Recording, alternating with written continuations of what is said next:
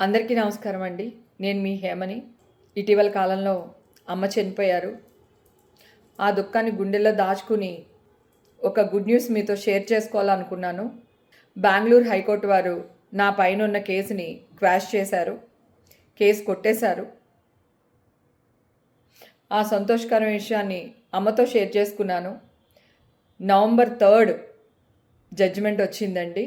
కాకపోతే judgement copy చేతికొచ్చే వరకు announce చేయకూడదు అన్నారు. అందుకే నేను మీతో షేర్ చేసుకోలేకపోయాను. ఈ లోపల అమ్మకి సడన్గా స్ట్రోక్ రావడం, చనిపోవడం జరిగింది. అమ్మ నా స్ట్రెంగ్త్ అండి, నా ధైర్యం. ఈరోజు నేను ఇలా ఉండడానికి కారణం మా అమ్మ. ఇది నేను చాలా ఇంటర్వ్యూలో కూడా చెప్పాను.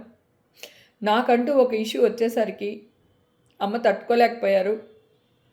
ఈ సోషల్ మీడియా ట్రోల్స్ వల్ల, ఈ న్యూస్ ఛానల్ వేసిన న్యూస్ల వల్ల అమ్మ చాలా కృంగిపోయారండి.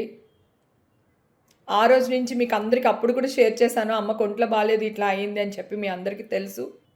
సెలబ్రిటీ అయినంత మాత్రాన ఈ మీడియా వాళ్ళకి, ఈ సోషల్ మీడియా వాళ్ళకి, ట్రోల్ చేసే వాళ్ళకి మా పైన ఎలాంటి అధికారాలు ఉన్నాయండి? ఫేక్ న్యూస్లు వెయ్యొద్దు అని నేను మొత్తుకుంటూనే ఉన్నానండి ఫస్ట్ నుంచి.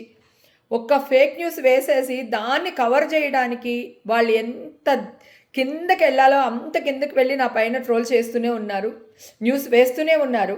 నేను ఆ రోజు కూడా చెప్పాను, ఫేక్ న్యూస్ వేయకండి, నేను నిర్దోషిని, నేనే తప్పు చేయలేదు, సింహం 2 అడుగులు వెనక్కేస్తుందంటే పారిపోతున్నట్టు కాదు, డెఫినెట్గా వస్తాను అని అన్నా.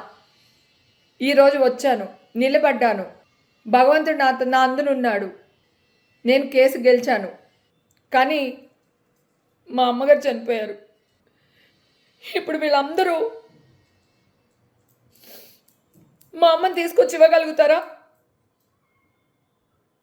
ఒకవేళ నేను చచ్చిపోయి ఉంటాను, ఇప్పుడు తీర్పు వచ్చి ఉండొచ్చు, అప్పుడు నన్ను వీళ్ళందరూ బతికిస్తారా? మనస్సాక్షి అంటూ ఒకటి ఉంటుందండి. ఎన్నిసార్లు ఎంత పోరాడాలి?